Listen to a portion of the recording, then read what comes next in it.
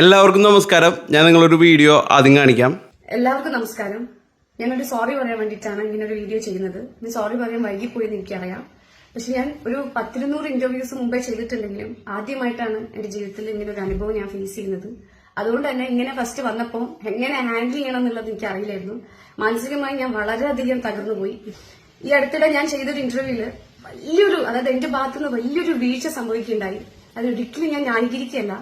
എനിക്ക് ആ ഒരു സമയത്ത് എന്റെ ഗസ്റ്റ് അങ്ങനെ പറയുമ്പോൾ എങ്ങനെയാണ് അതിനെ ഇന്ററാക്ട് ചെയ്യേണ്ടതെന്നുള്ളത് പെട്ടെന്ന് എനിക്ക് മനസ്സിലായില്ല.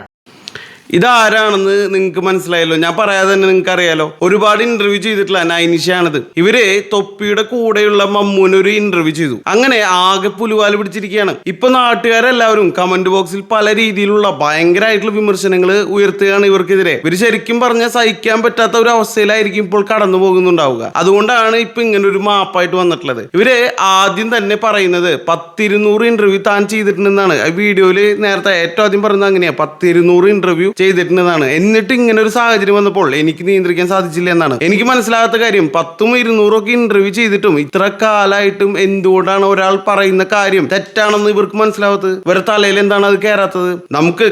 നമുക്ക് മനസ്സിലാവുന്നുണ്ട് ഇതൊക്കെ തെറ്റാണെന്നുള്ള കാര്യം. ഇങ്ങനെ പറയുന്ന ഈ കുളിസിന്റെ കാര്യം ഇതൊക്കെ തെറ്റാണെന്നുള്ളത് നമുക്ക് മനസ്സിലാവുന്നുണ്ട്. പക്ഷെ ഇവർക്ക് എന്തുകൊണ്ടാണ് ഇതൊന്നും മനസ്സിലാവാത്തത്? അതുപോലെ മറ്റൊരു കാര്യമാണ് പറഞ്ഞത്, ഗസ്റ്റ് അങ്ങനെ പറഞ്ഞപ്പോൾ എന്താണ് തിരിച്ചു പറയേണ്ടതെന്ന് പെട്ടെന്ന് മനസ്സിലായില്ല എന്ന്. പക്ഷേ ആ ഇന്റർവ്യൂ കാണുമ്പോൾ നമുക്ക് അങ്ങനെ തോന്നിയിട്ടില്ല. നല്ല രീതിയിൽ പ്രോത്സാഹനം കൊടുക്കുന്ന പോലെയാണ് നമുക്ക് തോന്നിയിട്ടുള്ളത്. ഇവര് ഈ മമ്മു എന്ന് പറഞ്ഞവന് നല്ല രീതിയിൽ പ്രോത്സാഹനം കൊടുക്കുന്ന പോലെയാണ് തോന്നിയിട്ടുള്ളത്. പെട്ടെന്ന് മൈൻഡിൽ വന്നില്ല. ഇപ്പം നിങ്ങൾ എല്ലാവരും പറഞ്ഞിരുന്ന പോലെ ഞാൻ ഒരു പോലീസിനെ സപ്പോർട്ട് ചെയ്യുന്നതോ അല്ലെങ്കിൽ ഒരു സ്ത്രീയെ വളരെ മോശമായിട്ട് അവരുടെ പ്രൈവസി മാനിക്കാതിരിക്കുന്ന ഒരാളൊന്നുമില്ല. നിങ്ങളൊക്കെ പറയുന്ന പോലെ തന്നെ ഞാനൊരു സ്ത്രീയാണ്. എന്റെ വീട്ടിൽ സ്ത്രീകളുണ്ട്. എനിക്കിനി ഒരു കുഞ്ഞിന്റെ അമ്മയാണ് ഞാൻ. അപ്പൊ അതുകൊണ്ടൊക്കെ തന്നെ എനിക്ക് അതിന്റെ ഒരു ആഘാതം നന്നായിട്ട് അറിയാം. പക്ഷെ ആ ഒരു സമയത്ത് എനിക്ക് ഹാൻഡിൽ ചെയ്യാൻ പറ്റിയില്ല. ഞാൻ ഹാൻഡിൽ ചെയ്തത് വളരെ മോശമായിട്ടായി പോയി. ഇന്നും ആ വീഡിയോസ് ഒക്കെ കാണുമ്പോൾ എനിക്ക് എന്നോട് തന്നെ തോന്നാറുണ്ട്, എനിക്ക് തോന്നുന്നുണ്ട് ഞാൻ എന്താ പറഞ്ഞെന്നുള്ളത്. പക്ഷെ എന്തുകൊണ്ടോ എനിക്ക് ആ ടൈമില് അതിനെതിരെ വേറെ ഒന്നും പറയാൻ വേണ്ടി പറ്റിയില്ല. ഒരു സിറ്റുവേഷൻ ആണല്ലോ. അപ്പൊ എന്റെ സിറ്റുവേഷൻ വളരെ മോശമായി പോയി. ഞാൻ അങ്ങനെ ചെയ്തത് വളരെ മോശമായി പോയി. അപ്പൊ നിങ്ങൾ എല്ലാവരും ആത്മാർത്ഥമായിട്ട് ഞാൻ നിങ്ങളുടെ എല്ലാവരുടെ അടുത്തും മാപ്പ് ചോദിക്കുകയാണ്. എനിക്ക് നിങ്ങൾ തന്ന സപ്പോർട്ട് വളരെ വലുതായിരുന്നു. ഞാൻ ഒരിക്കലും പ്രതീക്ഷിക്കാത്ത അത്രയും വിധം സപ്പോർട്ടെല്ലാം എനിക്ക് തന്നിട്ടുണ്ട്. ഇന്റർവ്യൂസ് ഇഷ്ടപ്പെട്ടവരുടെ കമന്റ്സ് ആണ് എന്നെ ഭയങ്കരമായിട്ട് വേദനിപ്പിക്കുന്നത്. ഈ പ്രശ്നങ്ങളുടെ എല്ലാം തുടക്കം മമ്മു ഒരു ഓൺലൈൻ ചാനലായ വെറൈറ്റി മീഡിയയ്ക്ക് നൽകിയ ഇന്റർവ്യൂവിൽ നിന്നാണ്. ആ അഭിമുഖത്തില് മമ്മു തന്റെ കൗമാരകാലത്തെ കുറിച്ച് ചില ദുരന്ത കാര്യങ്ങൾ യാതൊരു മടിയില്ലാതെ തുറന്നു പറഞ്ഞു. യാതൊരു മടിയില്ലെന്ന് പറയുമ്പോൾ ഒരു ഉളുപ്പില്ലാതെ എന്ന് പറയുന്നതായിരിക്കും കൂടുതലും ശരിയായിട്ടുള്ള കാര്യം. ഏകദേശം 10-16 വയസ്സുള്ളപ്പോൾ താൻ കൂട്ടുകാരോടൊപ്പം കുളിമുറിയിൽ ഒളിഞ്ഞു നോക്കിയിട്ടുണ്ടെന്നും, അതായത് കുളിസിയും പിടിച്ചിട്ടുണ്ടെന്നും, ഒരു പെൺകുട്ടിയെ യാതൊരു കാരണവുമില്ലാതെ തല്ലിയിട്ടുണ്ടെന്നും ഈ പറയുന്നവൻ വളരെയധികം സന്തോഷത്തോടെ ആത്മാർത്ഥതയോടെ ആ ഒരു ഇന്റർവ്യൂവിൽ പറഞ്ഞു. വലിയ എന്തോ കാര്യം ചെയ്ത പോലെ അല്ലെങ്കിൽ വലിയ എന്തോ കാര്യം പറഞ്ഞ പോലെയാണ് അവൻ അതിൽ വാചകം അടിച്ചുകൊണ്ടിരിക്കുന്നത്. ഇത് കേവലം ഒരു തമാശയല്ല, മറിച്ച് സമൂഹത്തിന് തെറ്റായി സന്ദേശം നൽകുന്ന നിയമപരമായി തെറ്റായ കാര്യങ്ങൾ കൂടിയായിരുന്നു. ഇത് കേട്ട് ഇത് തെറ്റാണെന്ന് മനസ്സിലാക്കാനുള്ള ബുദ്ധി ആ സമയത്ത് ഈ പറഞ്ഞ നൈനിഷയ്ക്ക് ഉണ്ടായില്ല എന്നതാണ് ഇവിടുത്തെ പ്രധാന പ്രശ്നം. അത് മാത്രമല്ല, ഇതൊക്കെ കേട്ടിട്ട് നിരുത്സാഹപ്പെടുത്തുന്നതിന് പകരം അത് കേട്ട് പ്രോത്സാഹനം കൊടുത്ത പോലെയാണ് അവിടെ ആ ഇന്റർവ്യൂവിൽ സംഭവിച്ചത്. അതുകൊണ്ടാണ് അവർക്ക് ഇത്രയധികം വിമർശനങ്ങൾ കേൾക്കേണ്ടി വന്നത്. പക്ഷേ താൻ ചെയ്തത് തെറ്റാണെന്ന് ഇപ്പൊ സമ്മതിച്ചിരിക്കുകയാണ്. താൻ ഒരിക്കലും കുളിസിനെ സപ്പോർട്ട് ചെയ്യുന്ന അല്ലെങ്കിൽ സ്ത്രീകളുടെ പ്രൈവസി കൈകടത്തുന്ന ഒരാളല്ലെന്നാണ് അവരിപ്പോൾ പറയുന്നത്. എന്തായാലും മറ്റുള്ളവരെ പോലെ ന്യായീകരിക്കാൻ നൈനിഷ തയ്യാറാകുന്നില്ല.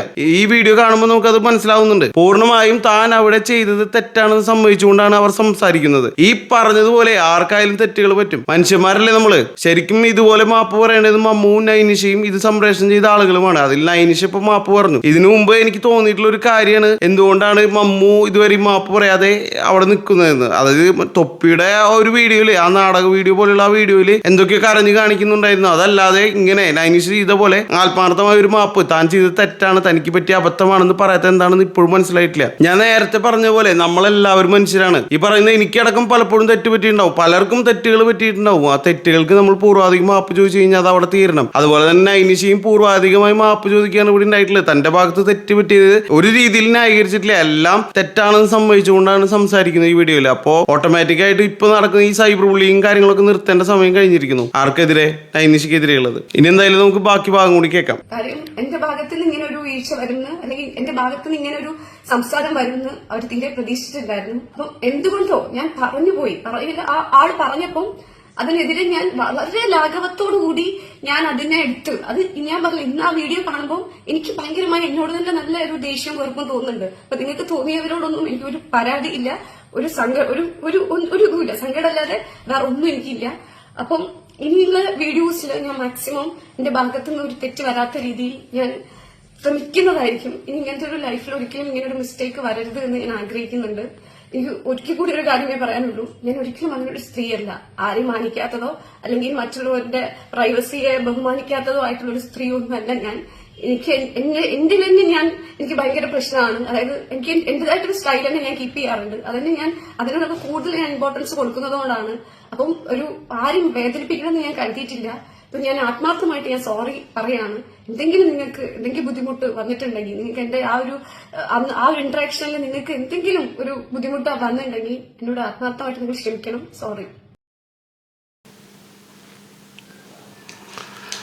നൈനിഷ പിന്നീട് പറയുന്നത് തന്നെ ഒരുപാട് ഇഷ്ടപ്പെടുന്ന ആളുകൾ വിമർശിക്കുന്നത് കണ്ടു. അത് അവർക്കെല്ലാം തന്റെ പ്രവൃത്തിയിൽ വിഷമമായി എന്ന് മനസ്സിലായി. അതുകൊണ്ട് ഈ വീഡിയോ ചെയ്യുമ്പോൾ അത്രയും ശ്രദ്ധയോടെ ചെയ്യാമെന്ന്, അതായത് ഇനി വീഡിയോ ചെയ്യുമ്പോൾ അത്രയും ശ്രദ്ധയോടെ ചെയ്യാമെന്നുള്ള രീതിയിലാണ് സംസാരിക്കുന്നത്. അത് മാത്രമല്ല, പൂർവാധികം താനൊരു സ്ത്രീയാണ്, മറ്റുള്ളവരുടെ പ്രൈവസിയിൽ കടത്തേണ്ട കാര്യമില്ല എന്നൊക്കെ ഇപ്പോഴും പറയുന്നുണ്ട്. അതായത് അത്രയും വിഷമത്തിൽ തന്നെയാണ് പറയുന്നത്. ഇത് വളരെ ആത്മാർത്ഥമായിട്ടാണ് പറയുന്നതെന്നാണ് നമുക്ക് തോന്നിപ്പോകുന്നത്. എന്തായാലും മമ്മൂന്റെ ഈ വിഷയത്തിലെ കണ്ടന്റ് ക്രിയേഷന്റെ ഭാഗമായി നടക്കുന്നതാണെന്ന് നമുക്ക് എന്തായാലും ഉറപ്പിക്കേണ്ടി വരും. കാരണം നാണക്കേട് ഉണ്ടാക്കുന്ന കാര്യങ്ങൾ പോലും തുറന്നു പറയാനുള്ള ഒരു തരം ശ്രദ്ധ പിടിച്ചു പറ്റാനുള്ള ആഗ്രഹം ഇതിന് പിന്നിൽ അവർക്കുണ്ടായിരുന്നിരിക്കണം. അത് ഇവർക്ക് രണ്ടുപേർക്കും ഉണ്ടായിരുന്നിരിക്കണം. ഓൾറെഡി ഇവരൊരു ഇന്റർവ്യൂവറാണ്. അവർ ഇന്റർവ്യൂവിന് റീച്ച് കിട്ടണമെങ്കിൽ ഇതുപോലുള്ള സംഭവങ്ങൾ ഉണ്ടാവണം. അതുപോലെ മമ്മൂനെ സംബന്ധിച്ചിട്ടും ഇങ്ങനെ തന്നെയാണ്. അവർ ഈ സോഷ്യൽ മീഡിയയിൽ പരതുന്ന ആളുകളായതുകൊണ്ട് തന്നെ അവർക്ക് ഓട്ടോമാറ്റിക്കായിട്ട് റീച്ച് ഉണ്ടാവണം. അപ്പൊ അതിന് ഇങ്ങനത്തെ കാര്യങ്ങൾ പറഞ്ഞാലേ നടക്കുള്ളൂ. അത് തന്നെയാണ് അവിടെ നടന്നിട്ടുള്ളത്. അതുപോലെ സാമൂഹികമായ വിലക്കുകളില്ലായ്മ, കുറ്റബോധമില്ലായ്മ, അല്ലെങ്കിൽ ആലോചനയില്ലാത്ത സംസാരം പോലുള്ള സ്വഭാവങ്ങൾ ഇത്തരം തുറന്നു പറച്ചിലുകൾക്ക് പിന്നിലുണ്ടാവാം. കുറ്റബോധമില്ലായ്മ എന്നത് ആന്റി സോഷ്യൽ ട്രേറ്റ്സുമായി ബന്ധപ്പെട്ടതാണെങ്കിലും ഇത് ഒരു വ്യക്തിത്വ വൈകല്യമാണോ എന്ന് നിർണ്ണയിക്കാൻ വലിയ പരിശോധനകൾ ഒരുപക്ഷെ ആവശ്യമായി വന്നേക്കും. മമ്മൂന്റെ കാര്യത്തിൽ അവന്റെ കയ്യിലിരിപ്പാണെന്നാണ് എനിക്ക് തോന്നുന്നത്. എന്തായാലും നിങ്ങൾക്ക് എന്താണ് തോന്നുന്നത് കമന്റിൽ പറയുക. അവസാനമായി